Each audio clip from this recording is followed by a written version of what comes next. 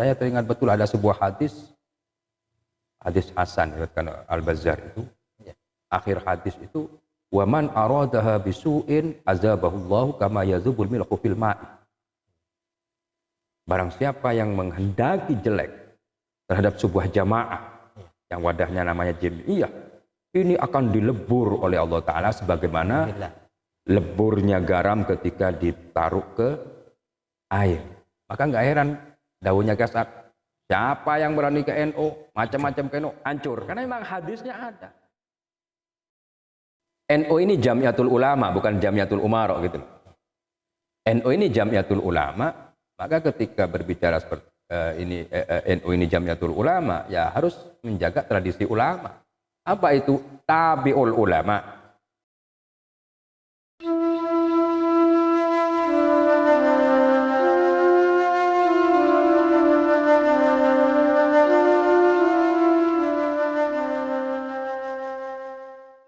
Assalamualaikum warahmatullahi wabarakatuh. Pemirsa Nuba TV yang dimuliakan Allah. Malam ini saya ingin berbincang-bincang dengan Ketua PCNU Bangkalan, Kiai Maki Nasir. Assalamualaikum Kiai. Waalaikumsalam warahmatullahi wabarakatuh. Bagaimana kabarnya Kiai? Alhamdulillah, baik alhamdulillah. Ini bisa dijelaskan seberapa pentingkah kecanggihan digital pada hari ini? Mengingat ya trennya sudah berbeda. Kalau 5 tahun yang lalu mungkin media ini media cetak, ya seperti koran seperti ini. Hari ini sudah berbeda lagi, kayaknya sudah merambah ke yang lain ya. Ya. Teknologi ini kan definisinya alat untuk mempermudah. Jadi ketika teknologi canggih di era digital sekarang ini harus dimanfaatkan betul agar supaya kemudahan-kemudahan di dalam kita beraktivitas khususnya dalam agama ini harus betul-betul dimanfaatkan. Jadi tidak boleh dimanfaatkan oleh digital gitu.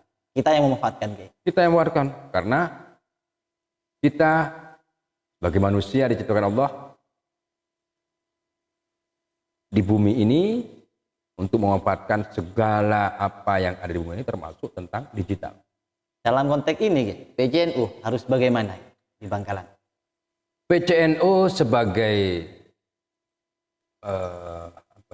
organisasi yang memang didesain menghadapi berbagai perkembangan zaman, ini tentu harus di depan di dalam memanfaatkan digital ini dengan tanpa melupakan esensi di dalam kita bermanusia. Nah, maksud saya begini, seberapa penting harapan panjenengan terhadap perkembangan digital ini khususnya untuk menjadikan PCNU Bangkalan sebagai ya dalam tanda kutip imam dari ini kan powernya di Bangkalan, bagaimana untuk merespon ini Ge? Ya. Ya, PCNU Bangkalan harus pertama kali yang dilakukan adalah memahami dulu apa itu digital. Kalau tanpa paham apa digital dan sebagainya, kita mau gimana memanfaatkannya. Nah, maka PCNU sarana prasarananya terkait dengan digital ini harus lengkap. Dan SDM di dalam memakai di alat-alat digital ini harus betul-betul mumpuni sehingga amanah para masyayikh di dalam mengawal agama ini betul-betul sukses masyarakat. Ini pemirsa, jadi harapan dari Kiai Maki ini luar biasa tentang kecanggihan digital memang harus betul-betul kita manfaatkan. Bagaimana ada peluang, ya jangan sampai kita yang dimanfaatkan. Kita harus memanfaatkan semaksimal mungkin untuk menjadikan khususnya di tubuh organisasi Nahdlatul Ulama ini menjadi sebuah organisasi yang betul-betul berjalan. Ini Kiai terkait panjenengan ini dari periode pertama 2017 dilantik Kiai. Ya. Sebentar lagi kan konferensi mungkin 2022 ya, tahun depan. Harapan terbesarnya Kiai selama 5 tahun ini apa yang sudah tercapai? Ataukah mungkin yang ada yang belum tercapai Kiai? Ini biar nanti pemirsa mendengar semua keluhan-keluhan. Iya. Nah, kita di dalam berorganisasi ini kendala terbesar adalah landasan berpikir. Karena selama Orde Baru, Nahdlatul Ulama ini kan dikekang habis-habisan pergerakan organisasinya. Hanya cukup menangani amaliyah saja, tahlil, maulid dan sebagainya itu. Jadi terkait dengan pergerakan organisasi ini sangat-sangat memprihatinkan. Namun alhamdulillah meskipun pergerakan organisasi ini dengan berbagai tekanan yang ketika Orde Baru itu masih kuat melekat di masyarakat, tinggal bagaimana memoles pemahaman tentang organisasi agar betul-betul jam'iyah ini kuat di dalam mengawal jamaah. Nah, sehingga ketika ada angin besar atau apa dan sebagainya itu, opini-opini ini dan sebagainya itu tidak sampai mengganggu aktivitas keagamaan kita. Saya sangat ingat betul ya bahwa yang mencetuskan istiqomah bersama itu kan panjenengan. Istiqomah bersama itu. Ini maksudnya gimana? Apakah kalau ada apa-apa tidak terlalu terbawa atau bagaimana, Kiai? Ya karena ketika berbicara NU ini kan adalah sebuah sarana di dalam menjalankan agama. Ma la yutimul wajib illa bihi fa huwa wajib. Kita dikasih contoh oleh Rasulullah bagaimana dakwah Rasulullah itu berjalan dengan sukses ketika Rasulullah hijrah dari Mekah ke Madinah. Di situ Rasulullah setelah di Madinah kan membentuk sebuah jam'iyah, mempersatukan seluruh suku kabilah itu dengan piagam Madinahnya sehingga dakwah berjalan dengan bagus, lancar dan sebagainya. Nah, ini yang diteladani dan dilanjutkan oleh para ulama kita di dalam membentuk jam'iyah yang dinamakan dengan Nahdlatul Ulama. Nah, maka saya cetuskan kenapa kok ada istiqomah bersama NU, agar supaya kita ini beragama ini betul-betul tercapai secara maksimal dengan adanya Nahdlatul Ulama yang dipahami sebagai sarana di dalam menjaga ajaran-ajaran Islam yang berpahamkan Ahlussunnah wal Jamaah. Jadi istiqomah ini jangan diartikan selalu fokus kepada amaliyah, ya. Tidak gitu ya. Jadi penjabarannya sangat luar biasa gitu. Luar biasa karena NU ini dibentuk dengan desain yang begitu sempurna. Bagaimana Syekhona Khalil memberikan sebuah isyarahnya ayat yang 5 ayat itu amatil kabiyaminika ya Musa qala ya aswai atawakku 'alaiha wa asyubi 'ala ghanami wa liya fiha marib ukhra. Artinya tidak hanya urusan amaliyah saja. Tidak hanya urusan ubudiyah, tapi juga terkait dengan muamalah sosial.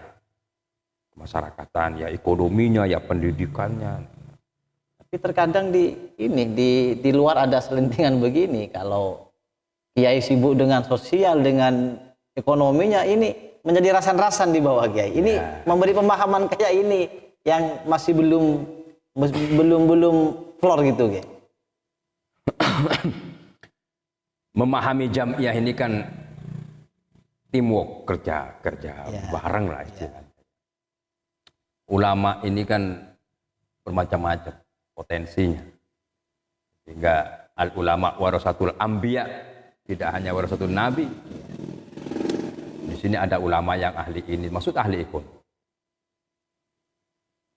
Nah, dari sini kita pahami bahwa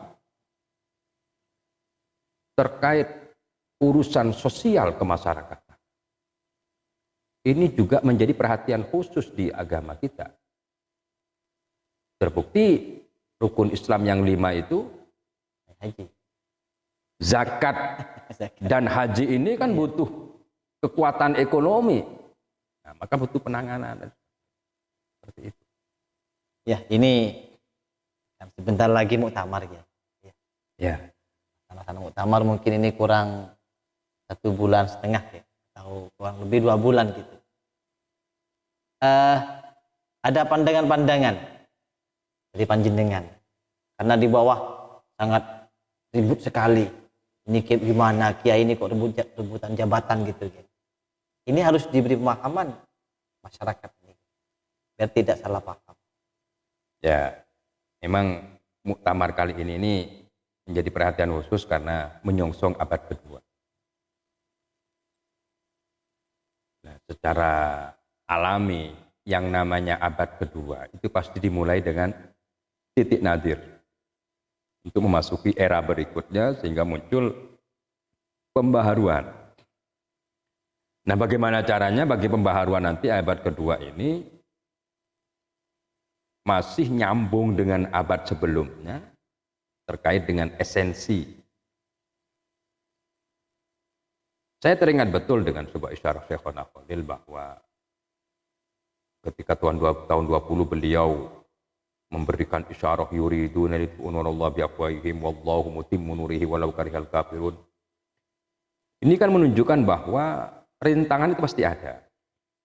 Namun rintangan itu jangan jadikan hambatan, tapi jadikanlah tantangan. Karena Allah Ta'ala pasti akan menolong. Nah, di dalam itmam, ini kan butuh sebuah ikhtiar kita. Ikhtiar kita di dalam menjaganya. Nah, ketika berbicara Nahdlatul Ulama, NU ini Jamiatul Ulama, bukan Jamiatul Umara gitu. NU ini Jamiatul Ulama, maka ketika berbicara seperti NU ini Jamiatul Ulama, ya harus menjaga tradisi ulama. Apa itu tabi'ul ulama? Maka ulama di Nahdlatul Ulama ini harus betul-betul kuat dan berkekuatan. Untuk apa? Agar supaya mampu mengontrol pengelolaan manajemen organisasi. Kita tahu di era sekarang ini dengan berbagai konten pengetahuan yang super canggih di era digital ini kan memberi ruang, memberi kesempatan kepada manusia untuk berinovasi yang ya terkadang keluar dari real. Sehingga muncul ini seakan-akan orang lain itu nggak mampu dan sebagainya, yang merasa dia itu yang mampu. Nah, di sini kan butuh bimbingan dari ulama, arahan dari ulama. Nah, maka sekarang menghadapi muktamar ini bagaimana caranya ulama itu betul-betul kuat dan punya kekuatan. Nah, posisi jajaran ulama ini kan di Suriah. Suriah ini harus kuat. Memang betul Tanfidiyah ada yang ulama juga di Kiai, tapi ini kan terkait dengan masalah lapangan. Ketika berbicara lapangan di sini kan bersentuhan langsung dengan berbagai warna-warni kehidupan lah istilahnya, yang memancing seseorang untuk melakukan hal-hal yang tidak mampu. Banyak angin juga kalau di lapangan. Banyak angin, ya butuh angin dan sebagainya kan. Saya teringat betul dengan kata Bang Napi. Kejahatan tidak hanya adanya niat pelaku, tapi adanya kesempatan, kan demikian. Nah, ya namanya juga manusia ini kan pasti masuk angin atau apa. Nah, disinilah pentingnya kita penyegaran kembali memasuki abad kedua ini ada penyegaran organisasi dengan mengkaji, memahami konsep dasar Nahdlatul Ulama itu seperti apa. Makanya kami di PCNU Bangkalan berusaha untuk menggali sejarah Syekhona Khalil terkait dengan grand design beliau di dalam mengarahkan para santri-santri beliau sehingga mampu membentuk sebuah jamiah yang tidak hanya besar dalam negeri tapi juga diakui oleh dunia. Itu untuk muktamar ke depan ini memang kita gimana caranya tradisi ulama, yakni tabi'ul ulama betul-betul kita jaga bersama. Dijaga dan diikuti. Dan diikuti terkait dengan musyawarah untuk membangun organisasi, iya. Namun terkait dengan masalah kepemimpinan dan lain sebagainya, tetap kita harus tabi'ul ulama. Terus ada pertanyaan, siapa sih ulama itu? Iya. Dalam konteks ini. Gitu. Dalam konteks ini ya, ulama itu siapa? Karena sekarang ini kan ulama bahasa Indonesia, bahasa Arab kan demikian. Kita yakin betul dengan sabda Rasul bahwa yadullah ma'al jamaah. Kalau sudah berkumpul, ini pasti ada petunjuk. Apalagi ini Nahdlatul Ulama, sebuah jamiah yang sudah diragukan lagi akan kesaktiannya demikian.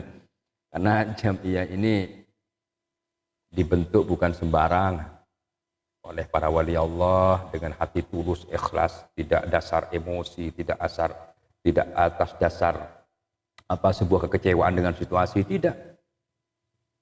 Nah, sehingga terbukti memang. Dan saya teringat betul ada sebuah hadis Hasan diriwayatkan Al-Bazzar itu. Akhir hadis itu, wa man aradaha bisu'in azabahullahu kama yazubul milhu fil ma'i. Barang siapa yang menghendaki jelek terhadap sebuah jamaah yang wadahnya namanya jamiah, ini akan dilebur oleh Allah Ta'ala sebagaimana leburnya garam ketika ditaruh ke air. Maka nggak heran daunnya kasar. Siapa yang berani ke NU, macam-macam ke NU, hancur. Karena memang hadisnya ada. Dan landasannya itu. Gitu. Landasannya hadis itu.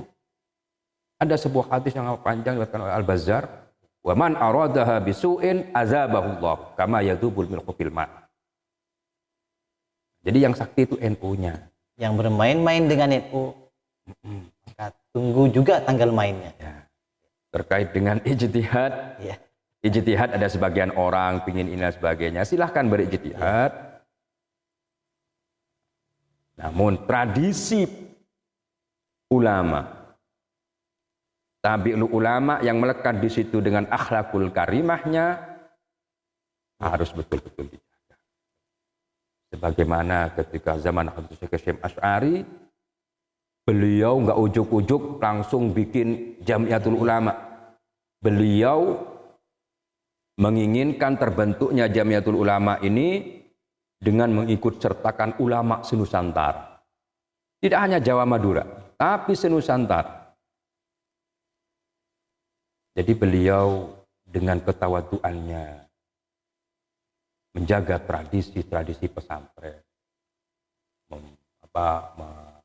membentuk jamiah dengan desain gurunya Syekhona Khalil, terus berlanjut ke dua Rasulullah dan seterusnya. Ini kan harus kita jaga. Ini dalam organisasi ini jangan berangkat sendiri-sendiri gitu. Nggak bisa.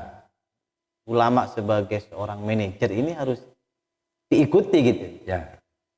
Dan kita sebagai santri, khaddam para ulama, bagaimana hal-hal yang mau masuk untuk melemahkan para ulama, kita stop.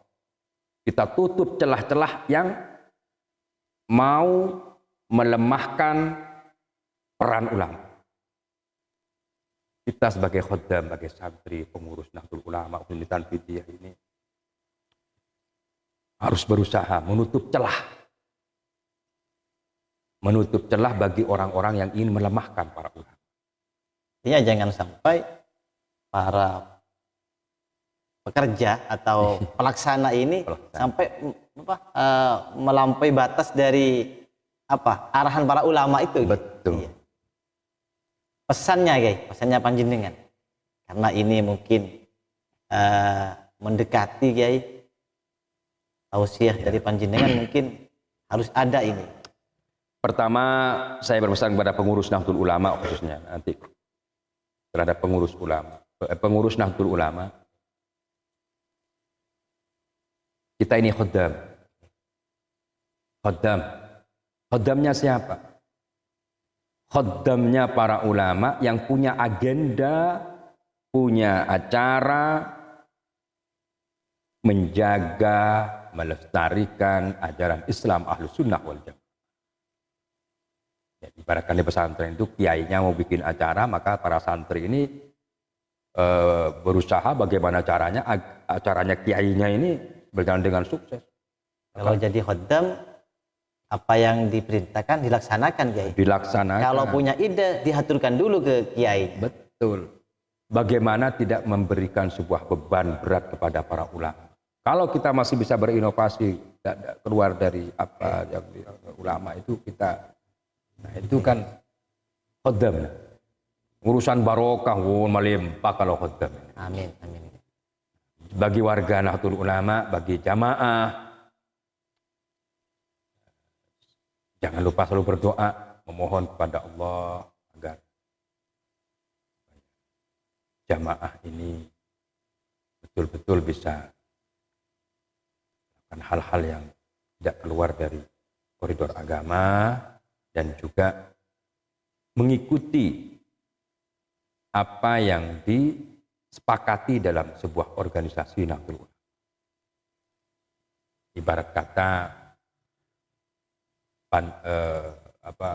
hadirin dalam sebuah acara ini kan harus mengikuti aturan-aturan panitia, seperti itulah, kira-kira seperti itu. Siap, guys. Terima kasih arahannya. Demikian pemirsa bincang-bincang saya dalam program Nyabis Masyayikh Nuba TV pada malam ini. Mudah-mudahan bermanfaat.